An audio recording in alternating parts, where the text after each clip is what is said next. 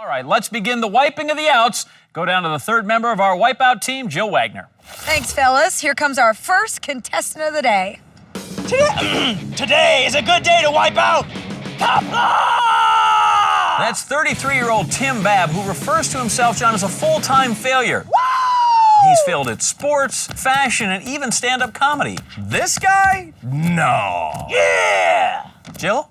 So what are you good at? What's some of your skills? That is a question I had not anticipated because I don't have an answer for that. This guy's clearly at the top of his game. That horn sends full-time failure, and he is going to have to ride that zip line and dodge our fly swatters. Let's do this! Those fly swatters should keep our course free of insects. Anything for our contestants' comfort. Johnny, your fly is down. He's not my fly. Oh, whoops. It's a trap! It's not a trap if you can see it coming. He's just lucky we couldn't afford the giant bug zapper. My Nana always said, if at first you don't succeed, it could be a trend. Tim playing the role of fly really well, but that attempt totally fruitless. This is what nerds don't do physical things. You're not a nerd, Tim. Nerds are good at some things. Here's hoping this full-time failure does a little bit better job as he enrolls in driver's ed. His job here is to cross the gap, but watch out for... Watch out for that. Yeah, he looks more like a full-time flailer. I am almost afraid to watch on the big balls. Only go! Oh, one step ahead of the motivator. And then returns to the sweet embrace of failure. Failure is not an option, John.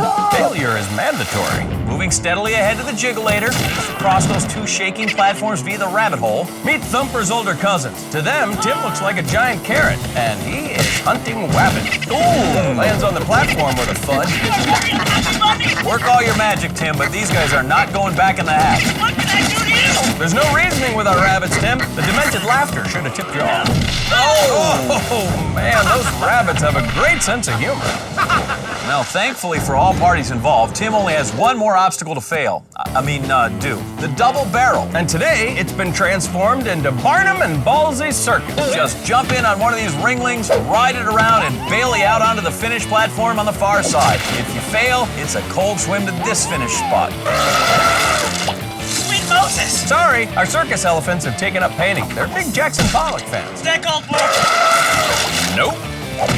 Oh, the colorful onslaught, unrelenting. Hey, not bad. He finds a great spot to enter there. Finish dead ahead. Well, he's finished all right. Tim comes up short. Typical. And with a time of just under 6 minutes, Tim has cemented his reputation as a full-time failure. Nailed it! More like failed it. We're done waiting on Tim, and so is 23-year-old waitress Danielle Connley, who's about to take an order with driver's ed. Luckily, I didn't fail driver's ed. Look, she's like one of those waitresses that roller skates up to your car. She gets tipped hard. Here's 2,000 pounds of foot pressure. Keep the change. Well, it's easy to see now why Danielle's not a car gal, and she discussed that earlier with Jill. All right, so what would you do with $50,000? Go. I would buy a huge boat, and I would take all my friends on this boat, and people would be like, man, look at that girl with that boat. I want to be her friend, and then I'm going to have so many friends. Come to the party on my dinghy. A rowdy, drunken crowd on a tiny inflatable boat. Johnny, what could possibly go wrong? I have mud in my mouth and other places. Dinghy Danielle welcomes you to the SS TMI. Come on, balls. Setting sail. Oh, bring a ding-dingy. Danielle's maiden voyage on the big balls is christened with a splash of bubbling. While Danielle continues downstream, we return to the top of the course. When it comes to fun, Johnny, our next competitor claims to have the market cornered. I'm fun! Oh, look at him, John. So full of joy and innocence. I love to play! John, that's 45-year-old Mike McCulla. Claims to be a big kid at heart, and he's representing for his kids at home. So what made you want to come on the show?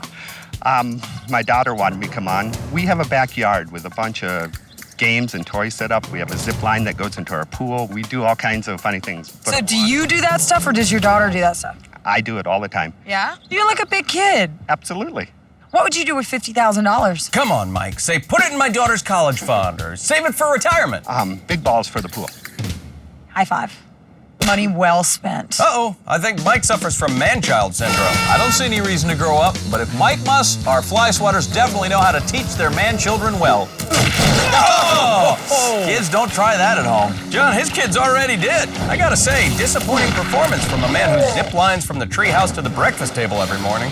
Maybe better timing the second time around. Oh, God, sweet man-child of mine. I'd say the only thing these fly swatters didn't crush was the man-child's boyish dreams. Maybe best to let man-child mature a bit and head over to the... Oh, fight! Fight! Oh, no, stop! Oh, God! Oh. Are you punching me? I don't think so. Cut the camera at 28. Holy bunny beaters, who is this maniac? That's Carlo Quest, Johnny, listed occupation, illustrator. He may be getting a little too animated. Carlo must be going through his black and blue period, John. This guy could use some art therapy.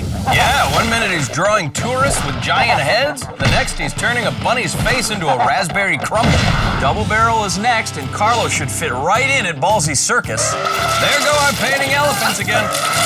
What do you mean you didn't like Dumbo? Carlo dragging his rage issues onto the double barrel.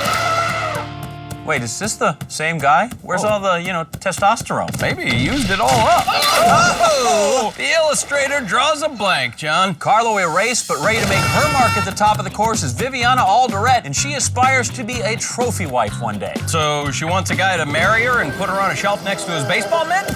Yay! Keeps her grip on the zip line. Whoa! Oh. She's holding on to it like a man with a six-figure salary. Whoa! Still trying to land the podium. Oh, gets bronzed. This trophy wife in training certainly has what it takes to win some games, Johnny. Just not this one. Oh, God, I'm afraid of heights. Yeah, and imagine if she was only 3.5 inches tall like the rest of the trophy wives. Give me the handle. Sorry, if I help you, you'll have to forfeit any trophies. Viviana finally clutching that handle. Wait for it. Waiting. Wait. She's a pro, John. She'll wait for the perfect man and the perfect time. Oh, boy. Oh, goodness. The fly swatter gives her the Heisman. We'll have to wait and see if our trophy wife can engrave her name into the next round. But if there's an obstacle that deserves a trophy, it's the fly swatter. It's been dropping people like... Don't say it. What? Oh, like crazy. And I think our contestants deserve some trophies, too. Oh! Nominated for Best Splattress. Perfectly timed. Best Cinematography. Ooh. Best Human Pinata. Most original use of the face. Ouch! And the funniest scream while spinning uncontrollably goes to... And that's exactly how long an award show should be. True enough.